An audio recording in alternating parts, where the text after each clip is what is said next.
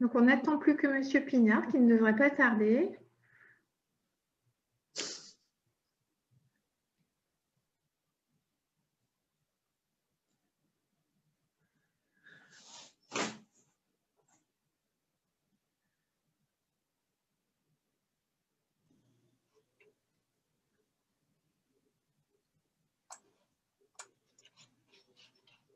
Alors.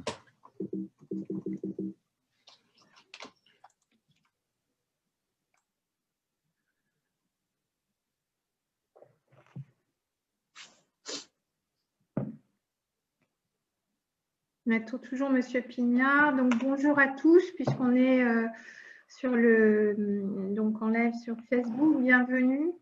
Donc, nous commençons l'inauguration et la remise des prix du Flash Lab, donc du 20e Forum régional de l'économie sociale et solidaire. Nous commençons cette inauguration avec plusieurs personnalités et merci d'être présentes. Nicole Nickel-Bello, vice-présidente, conseillère déléguée à l'ESS de la ville de Toulouse, qui doit être par là. Patrick Pignard, vice-président du conseil départemental de la Haute-Garonne. André Ducournau, président de la CRES Occitanie. Et Laetitia Levarotto de la SCOP égalitaire. Jason Nardi qui va nous rejoindre de RIPES Europe, ainsi que Pierre Dubos de Passerelle et Compétences. Donc déjà, merci à vous d'être présents et ainsi que les 5 nominés du Flash Lab qui ont ce matin travaillé dur, je pense, pour pouvoir… alors, excusez-moi, j'ai un téléphone qui sonne, ça devrait s'arrêter. Je te coupe momentanément, Bérénice, c'est 6 projets candidats et pas 5. Est-ce que tu peux nommer les… Je t'entends très très mal, mais je crois que la mission, c'est de nommer les projets candidats. Alors du coup, donc, cette année, et ce matin, était présent au Flash Lab donc, le projet Maillot. Je ne sais pas si quelqu'un peut secouer la main. J'hésite à vous épingler momentanément pour qu'on puisse vous identifier. Voilà, c'est très succinct. Oula, je ne sais pas si l'épingle est supprimée. Ensuite, le projet des voisins ambulants. Donc, idem. Non, je ne vais pas vous épingler, ça va être trop fastidieux. Le projet de la démarche ORI. Voilà. Le projet Omazette Toulouse. Le projet secondaire. Et le projet de Amasa Climb, pour finir. Donc, voilà nos 6 participants au Flash Lab. Bérénice, je te laisse continuer si tu veux. Oui, bien sûr. Alors déjà, peut-être resituer le FRES et le choix de cette année. Donc, nous avons fait le choix pendant 2 jours de nous consacrer au défi précarité. Alors, il est vrai que la pandémie nous a donné raison. C'était un thème qu'on avait choisi voici plus d'1 an déjà.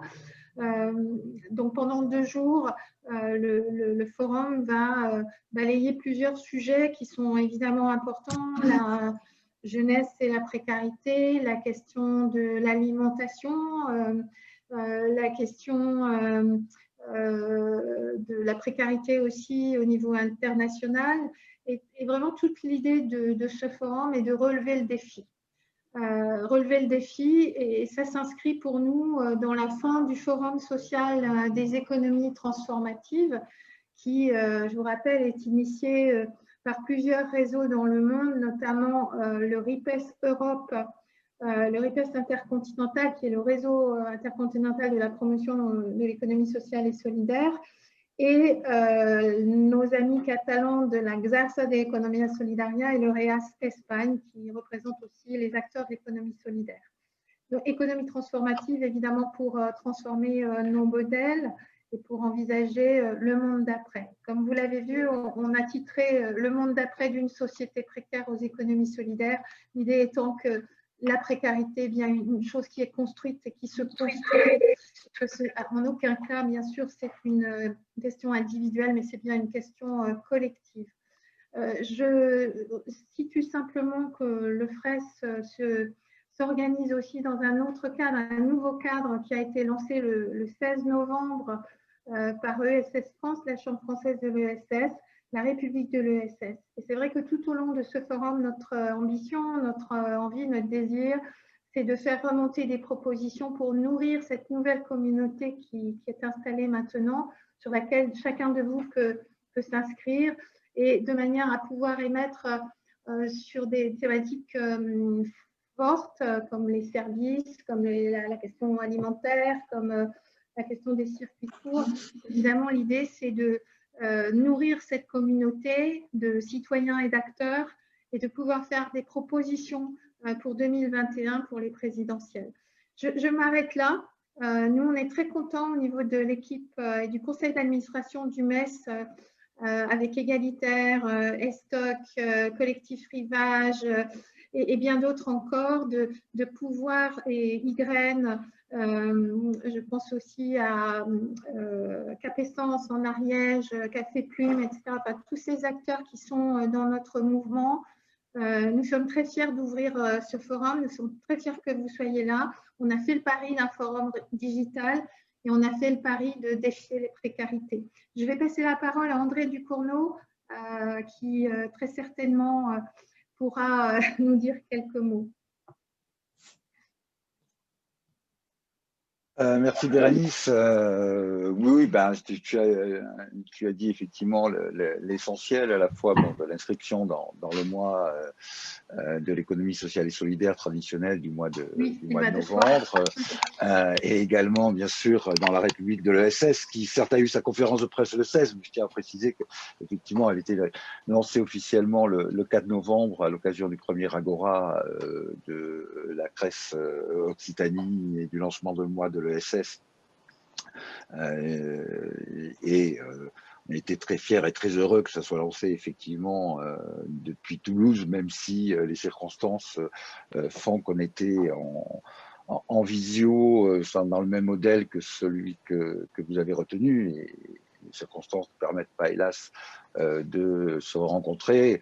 On souhaitait qu'on puisse le faire de nouveau assez rapidement parce que je pense que, y compris dans les questions de solidarité, le contact humain est quelque chose d'important et fait partie aussi de notre ADN, de cette forme d'économie que l'on essaie de promouvoir et qui, j'espère, au travers de la République de l'ESS, reprendra une nouvelle visibilité au travers d'une déclaration politique forte sur l'avenir de notre économie, mais plus globalement l'avenir de notre société, parce que sont intimement liés. Je crois que la crise le révèle bien que à la fois le développement économique est intimement lié aux questions de développement harmonieux de la société et des solidarités, et également lié aux questions environnementales.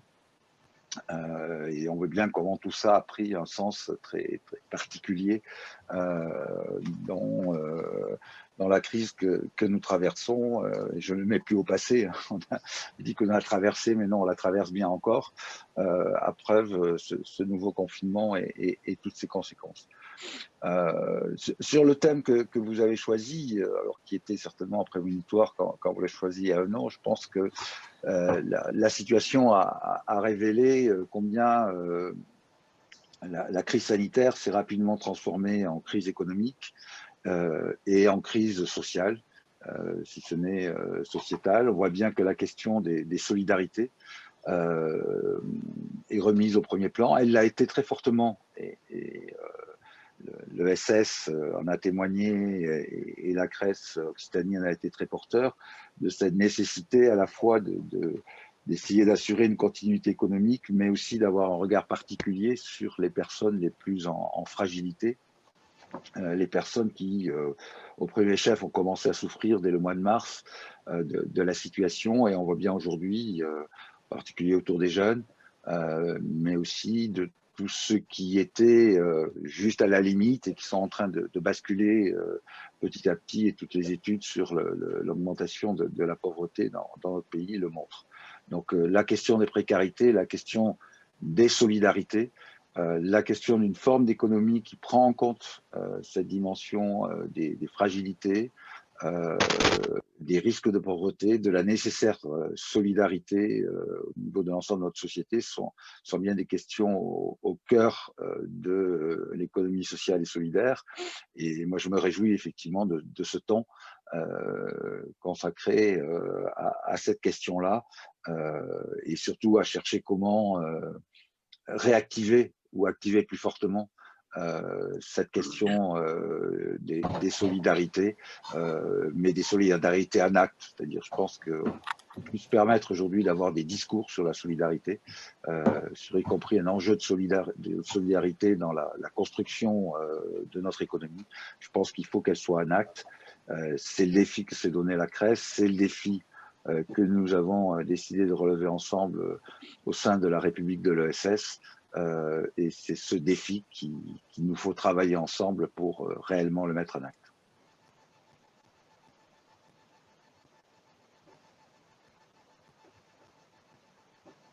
Merci André, merci de cette intervention. Donc je vais proposer à Madame Mickaëlle Bello peut-être d'intervenir à la fois pour la ville de Toulouse. Et je vous remercie encore de votre appui à cet événement, ainsi que Toulouse Métropole. Et bien sûr, on va pouvoir aussi donner un prix à l'un des lauréats du prix du Flash Lab. Donc, Madame Bello, c'est à vous. Bien, bonjour à vous toutes et à vous tous. C'est toujours un plaisir de vous retrouver, que ce soit sur le forum du FRES ou sur le MES, puisque vous avez évolué. En tout cas, Toulouse Métropole et la ville de Toulouse est régulièrement présent. Je crois qu'on n'a jamais raté une seule rencontre. Je regrette que ça ne soit pas en présentiel, parce qu'en général, on a des échanges vraiment très intéressants avec les porteurs de projets ou avec ceux qui tiennent des stands. Malheureusement, ce n'est pas possible cette année, mais c'était vraiment un de mes grands plaisirs quand je venais vous retrouver, c'est de passer du temps justement avec les différents acteurs. Ça ne sera que partie remise. Je vais pas être très longue, étant donné que j'interviens après sur justement l'ESS et la précarité. Donc, je fais juste ce petit chapeau. Est-ce que vous voulez qu'on remette le prix tout de suite ou après? Je pense qu'on peut remettre le prix tout de suite, oui, avec plaisir. D'accord, comme ça, oui, ça évite les changements. Donc, en fait, Toulouse Métropole et la ville de Toulouse, on a décidé de donner un prix à Amassa Climb. Alors, je pense que Romain Dinis, je l'ai vu tout à l'heure, était là. Je crois qu'on peut les applaudir, non? Même si c'est comme ça.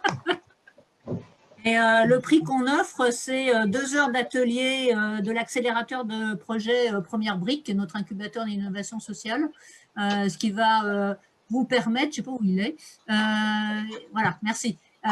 Comme ça va vous permettre de discuter, d'être challengé un peu par rapport à votre projet. En 2 mots, nous, ce qui nous a plu, c'est que vous avez un projet qui permet vraiment un accompagnement dans le temps et en coordination avec des structures sociales, que vous avez une finalité sociale qui est vraiment très claire et qui en plus correspond bien à la thématique, parce qu'on a essayé quand même de trouver un projet qui correspondait à la thématique, et avec un modèle économique hybride avec plusieurs types de ressources et portes d'entrée. Ça, c'est toujours très intéressant. Et puis quand même quelque chose de très fort, notamment quand on est dans l'économie sociale et solidaire, c'est que vous n'êtes pas tout seul, vous êtes vraiment un groupe très structuré, très organisé, avec des spécialistes de la grimpe, que ce soit des journalistes ou quand même pas n'importe qui porte ce projet, un membre de l'équipe de France pendant 10 ans et ancienne compétitrice de très haut niveau d'escalade. Donc, c'est quelque chose qui nous a plu. Et en même temps, vous amenez une innovation qui est ce fameux camion avec une structure pour aller dans les salles partenaires, dans la nature, pour faire en sorte qu'il n'y ait pas de discrimination et réduire les inégalités sociales. Et moi, j'avais envie de vous rajouter aussi autre chose. Pourquoi ne pas aller aussi au pied des immeubles dans les QPV? Je pense que c'est quelque chose de très important et qu'on pourra faire ensemble. voilà, en tout cas, bravo et toutes mes félicitations. Merci beaucoup. Mais justement, j'en profite juste pour le petit détail, c'est que justement le véhicule, il sera destiné à aller dans les quartiers. Super. Voilà, parce que dans les salles partenaires et dans les milieux naturels, on aura d'autres moyens de transport. Mais le véhicule est conçu spécialement pour ça, pour être directement sur les lieux de vie. Merci beaucoup en tout cas. Merci. Très bien, merci Romain. Je vais passer maintenant la parole à Patrick Pignard, vice-président du conseil départemental. Bonjour Monsieur Pignard. Bonjour.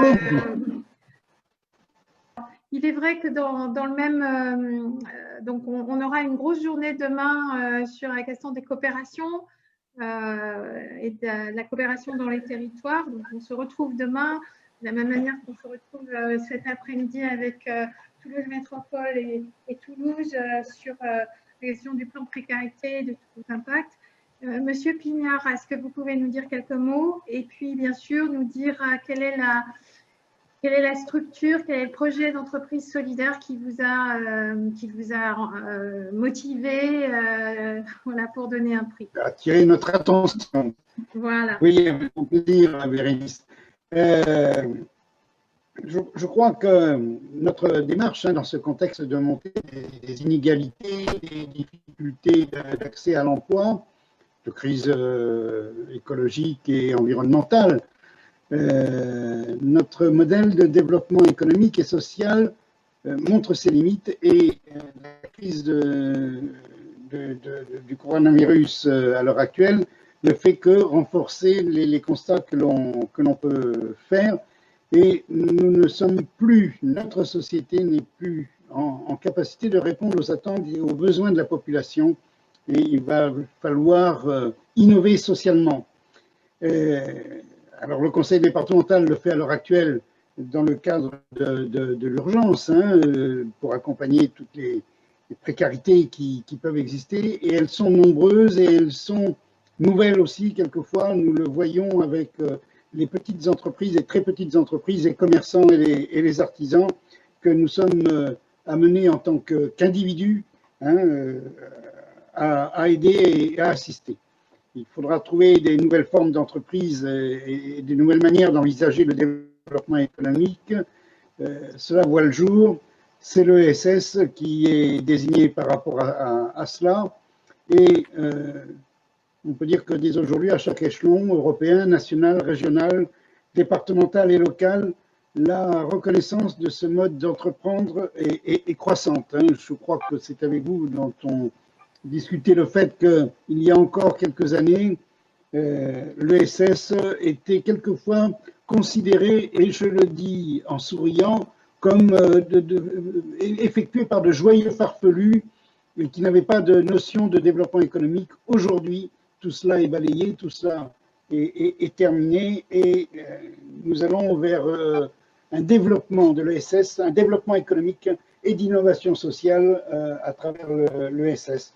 Voilà ce que je voulais dire par rapport à ce FRES de cette année qui pour moi est un peu, Bérénice, vous le savez, j'aime rencontrer les personnes, j'aime discuter, j'aime serrer les mains et puis discuter des projets en face à face. Bon, notre mode opératoire cette année permet de se voir, mais le contact n'est quand même pas tout à fait le même et je le regrette. C'est un grand plaisir que je prends chaque année de circuler dans l'exposition du FRES et de rencontrer les porteurs de projets. On ne vous entend pas très bien, Monsieur Pignard, la connexion n'est pas très bonne. C'est dommage. Est-ce que vous pouvez… Oui, vous m'entendez mieux? Voilà, le prix, vous le remettez à quelle personne? Quelle structure nous retenons? Alors, nous retenons une structure qui s'appelle Omazette Toulouse, qui est une épicerie coopérative des Mazades, et que nous connaissons déjà puisque dans le cadre de Carte Blanche, cette structure a été, c'est une opération, c'est une action du conseil départemental. L'action de Omazette Toulouse a été retenue dans ce cadre de l'opération Carte Blanche. C'est un magasin qui est géré collectivement par ses membres dans le but de proposer à l'achat des produits alimentaires de qualité. Et nous sommes tout à fait, vous savez qu'à l'heure actuelle, dans le domaine de l'urgence de la distribution alimentaire, toutes les structures, têtes de réseau ou locales, ont d'énormes difficultés par rapport à cette montée de la distribution alimentaire qui a quasiment doublé en l'espace d'un an. Et toutes les structures qui permettront, alors je pense évidemment aux épiceries solidaires d'abord, mais au Mazette Toulouse, dans sa forme coopérative, avec des membres qui sont à la fois les clients et à la fois les acteurs directs de cette épicerie, de ce magasin, montre clairement les nouveaux modes de distribution qui doivent être mis en place aujourd'hui. Voilà ce que je peux vous dire sur Omazette Toulouse. Mais nous les aiderons financièrement à travers l'opération Carte Blanche. Et nous avons d'ailleurs déjà fait la proposition de les aider je vais employer un grand mot, en ingénierie, en accompagnement par rapport à leur projet. C'est un domaine que nous connaissons bien et sur lequel on peut leur rendre, je pense, de grands services. Je salue tout particulièrement donc ce projet innovant et ce projet qui est tout à fait dans une ligne que nous souhaitons. Hein, vous le savez, Madame la Présidente, ma chère Bérénice, nous avons dans le cadre du Conseil départemental, mis en place le dialogue social, le dialogue avec les citoyens sur les sujets qui les concernent et sur les très grands sujets. À chaque fois, nous prenons contact d'abord avec les gens qui sont concernés, nous organisons des réunions et c'est ensuite que nous prenons des délibérations au Conseil départemental. Donc, ce que fait Omazette Toulouse, c'est tout à fait dans la ligne de ce que nous faisons nous-mêmes à d'autres niveaux. Et bravo à eux. Merci, Monsieur Pignard. Donc, Omazette, peut-être voulez-vous intervenir? Marilyn, peut-être quelques mots rapides? Oui, bonjour. Ben, merci beaucoup. Merci de nous faire confiance. Et voilà, et on va tout donner pour que cette épicerie ouvre. Voilà. Merci encore. Merci beaucoup. Avec grand plaisir. Voilà, bravo aussi, bravo à tous, bravo pour ce projet. Voilà. Alors pour toutes les personnes qui nous suivent, et on est nombreux, donc on mettra sur le Facebook et sur le site internet fraise-occitanie.fr. On mettra bien sûr le descriptif des projets, donc vous en saurez plus sur ces projets émergents. Emma, donc on va maintenant passer peut-être à quel projet? Celui que pardon, passerait les compétences, Pierre Dubos. Oui, je suis Alors, là. quelques mots rapidement et quel prix? Un peu trajectoire en une minute. Tu as 60 secondes.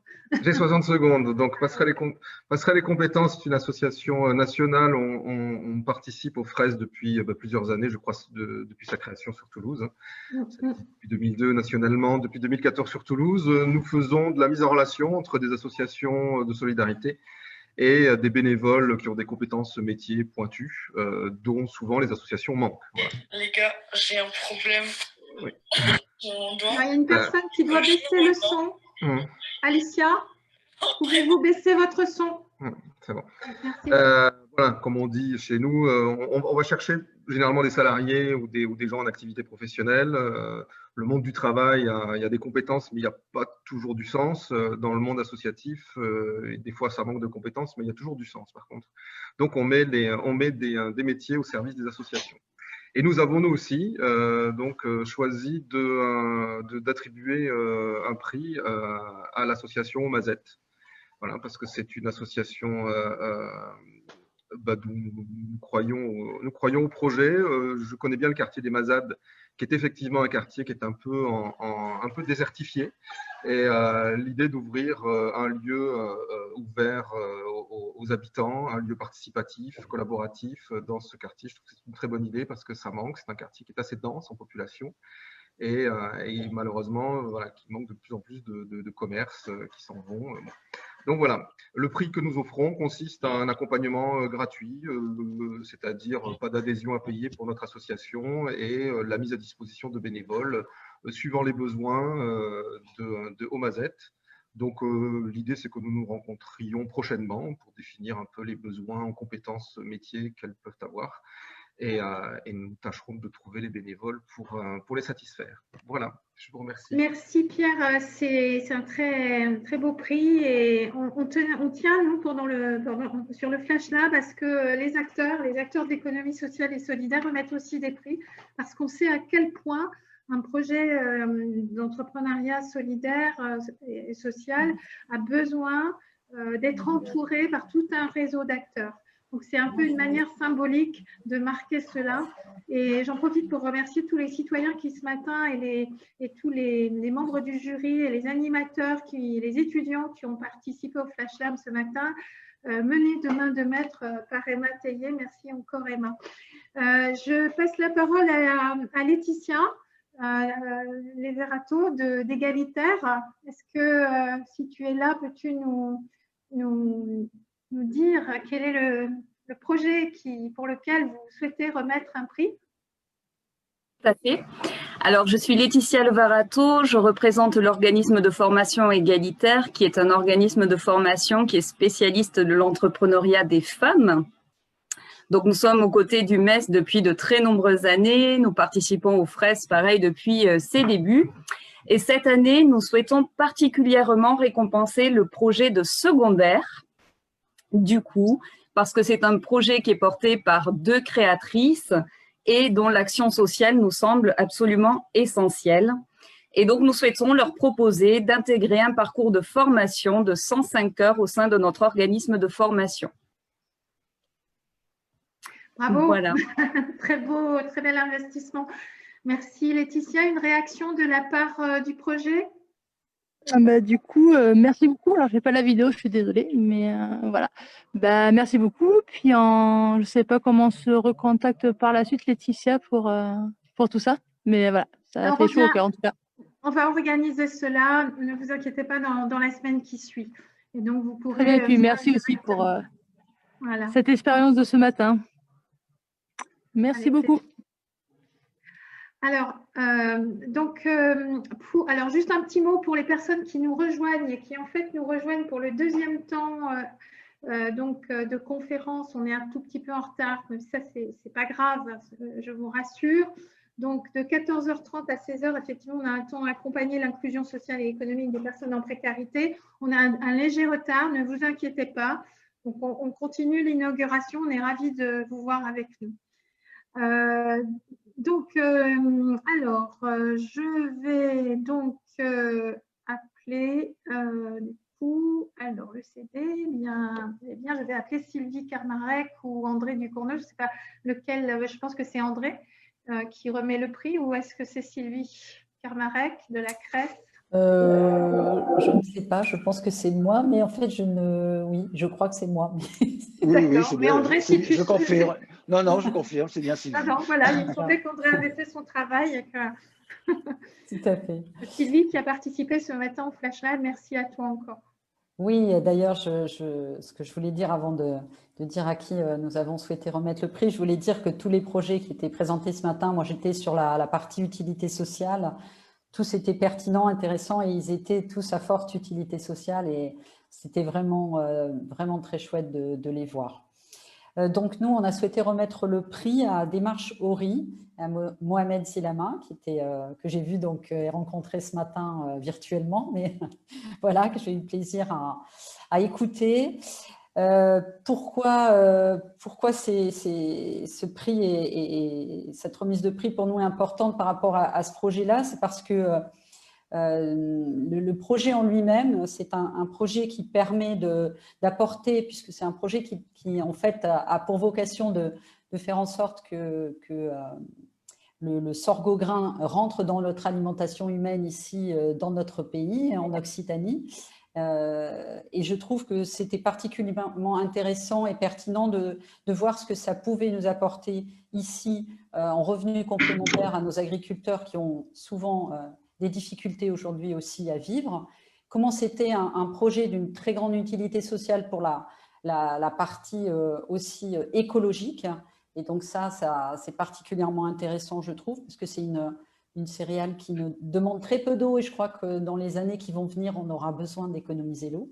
Et puis, parce que l'idée de Mohamed est particulièrement essaimable de notre côté, mais aussi dans les pays du Sud où on produit depuis toujours cette céréale, mais où du coup, elle pourrait être valorisée, faire l'objet de filières plus équitables dans des zones rurales isolées. Je trouve que ces différents aspects de son projet, et là, je n'ai abordé que trois petits volets, mais il y a une extrême richesse à ce projet. Donc, je suis très contente que la Crèce Occitanie puisse l'accompagner. Ce que nous avons proposé, alors j'ose pas passer après égalitaire, parce que là, je suis complètement mise KO par l'accompagnement qui a été proposé.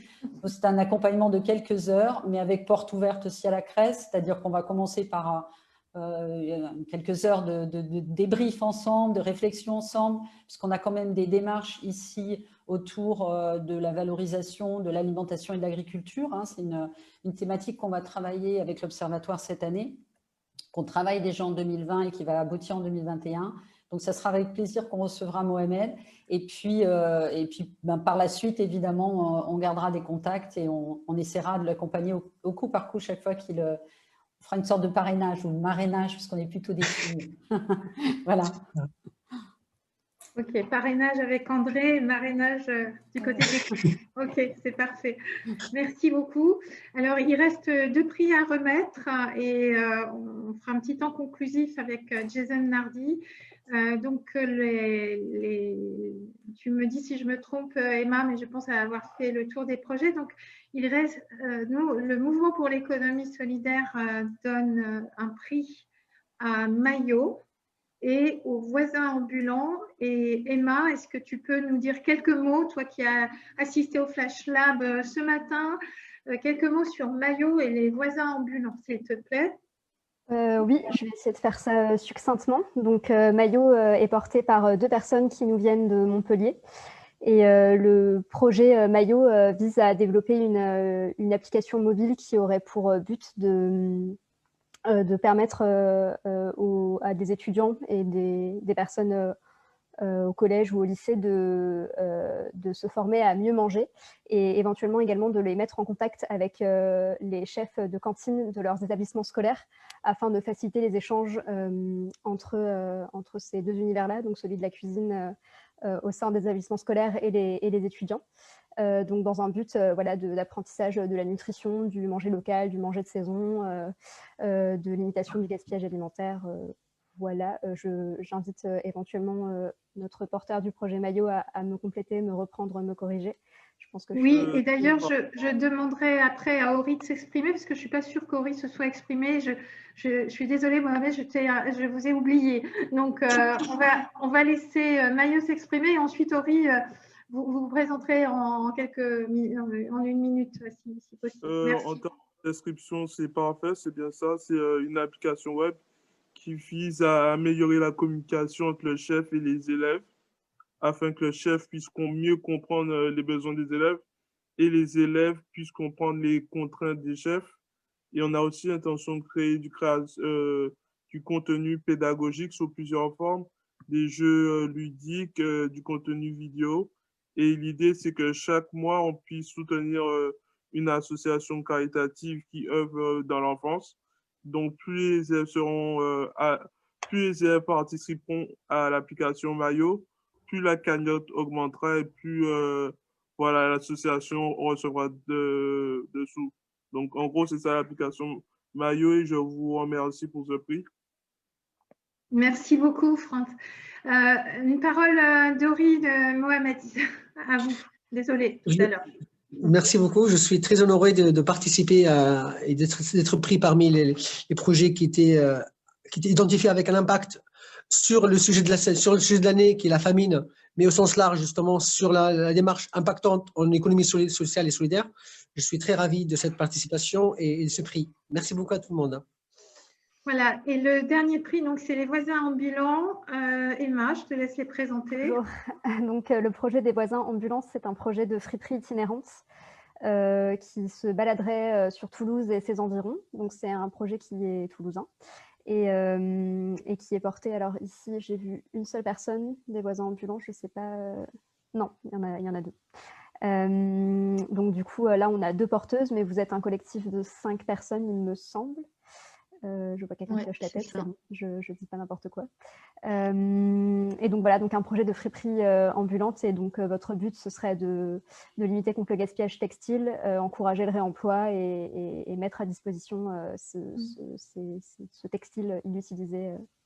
Voilà. Et il y a surtout aussi la mise en place d'ateliers du coup pour la transmission de savoir-faire avec la mise en place voilà, d'ateliers de revalorisation textile et pour que les personnes puissent s'informer et se former aussi à des techniques de couture ou autres techniques, voilà, mais qui participent à la revalorisation textile et limitent le gaspillage textile. Voilà. Donc, le prix donc pour Maillot et les voisins ambulants, donc, qui ne sera pas forcément tous les 2 ensemble, mais en tout cas, c'est une journée d'accompagnement. Donc, on passe une journée avec vous et votre collectif, si vous en avez, donc pour je dirais, travailler votre projet sur toutes ces dimensions. Par contre, on prépare cette journée ensemble, ce qui peut supposer aussi d'aller chercher de la ressource extérieure. Donc, c'est une journée je dirais à 360 degrés avec vous. Voilà, c'est ça qu'on vous offre. Voilà, on va finir cette séquence où nous sommes 63 et ça fait vraiment chaud au cœur. Je crois Emma, Michael, voilà toute l'équipe, Charlotte, encore bravo, et je pense qu'on a eu raison de faire ce pari, de faire ce forum, le 20e quand même, le 20e et la 20e édition. Je vais donner la parole juste à Jason Nardi. Je souhaiterais juste que pendant, je vais donner vraiment il a 3 minutes et pas plus, et après on passe à l'autre atelier. Donc Jason, est-ce que tu es là? Oui, bonjour. Voilà, bonjour Jason. Alors Jason, il nous rejoint d'Italie. Tu es à Venise, c'est ça? Oui. Non, je suis à Florence. Il est à Florence, donc voilà, ça vous fait rêver un peu. Jason est coordinateur du RIPES Europe et membre, bien sûr, comme le RIPES Europe est membre du RIPES Intercontinental. Et je lui ai demandé en 3 minutes de nous dire ce qu'il s'est passé mercredi à la clôture du Forum social des économies transformatives. Je vous rappelle que l'année dernière, tout notre forum était sur les économies transformatives, agroécologie, féminisme, économie sociale et solidaire, les communs, etc. On a parlé à cette époque-là de politique publique, on a parlé d'éducation, de recherche, et ça a continué jusqu'à mercredi pour sortir un agenda des économies, un agenda international des économies transformatives qu'on va présenter samedi à 17h pour clôturer notre fresque. Mais je voulais que Jason nous en dise quelques mots. Alors, tu as vraiment un temps très court. Oui, merci. Bon, tu as dit presque tout ce que je voudrais dire. Mais en tout cas, oui, il y a eu cette année, en ligne évidemment, les 2 sessions du Forum social mondial des économies transformatrices en juin et maintenant en novembre. Et l'idée, c'était de faire rencontrer et converger les différents mouvements des autres économies, d'économies qui veulent une transformation effectivement à niveau du système et de la société pour une société pas seulement plus juste et équitable, mais vraiment qui s'inscrit dans un écosystème intégré et avec toute l'expérience des pratiques qu'il y a, et j'ai entendu pas mal introduction, inauguration, pas mal d'initiatives. Nous avons eu une sorte de premiation aussi pendant la 2e session du forum avec une initiative qui s'appelle nous acceptons les défis, où pour chacun des 4 dimensions des transformations, on a présenté 5 pratiques, 5 initiatives, 5 réalités de tout le monde. Et quelles sont ces 4 dimensions de transformation? Qu'est-ce que nous voulons transformer? Alors, d'un côté, il y a la transformation du pouvoir public, donc les politiques publiques et petite voix, oh là là, petite voix qui la traîne. loi, etc. Mais aussi le pouvoir de notre organisation. Nous devons continuellement démocratiser notre organisation, notre réseau, et c'est ça qui, je pense, est un défi très important pour démontrer que c'est possible. Avoir des communautés qui s'autogèrent, qui sont vraiment coopératives en tous les sens et mutualistes. Et deuxième transformation, c'est la transformation de la connaissance, du savoir, de la culture. Nous voulons une culture ouverte, une culture accessible, démocratique. Il y a plusieurs exemples de comment on peut faire ça, et du software libre à toutes les formes d'éducation entre pairs et coopératives. Puis il y a la transformation, bien sûr, de l'économie et de la finance.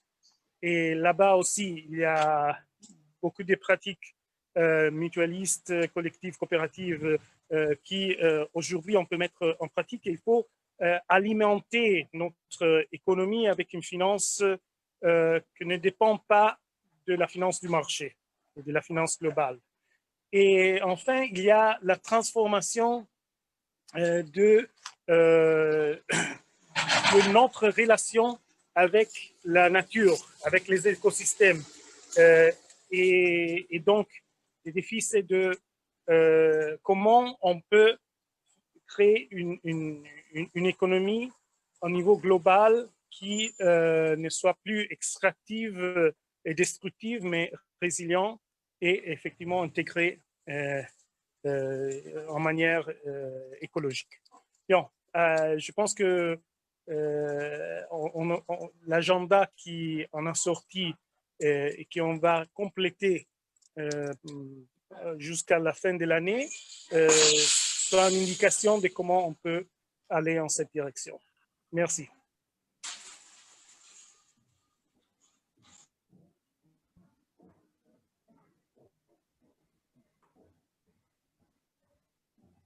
On ne t'entend pas, Bérénice. On n'entend pas.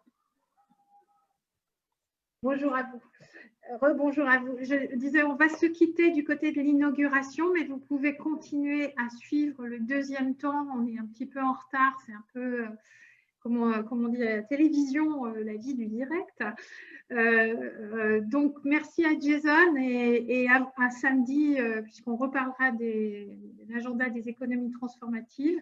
Et donc, je vous remercie à tous et toutes. Je vous invite à ouvrir vos caméras pour que Emma puisse faire une captation d'écran éventuellement, ou Valentin. Voilà, alors plutôt Emma, en faisant un prime écran. Voilà. Et puis on se dit, on se donne 5 minutes de pause. Et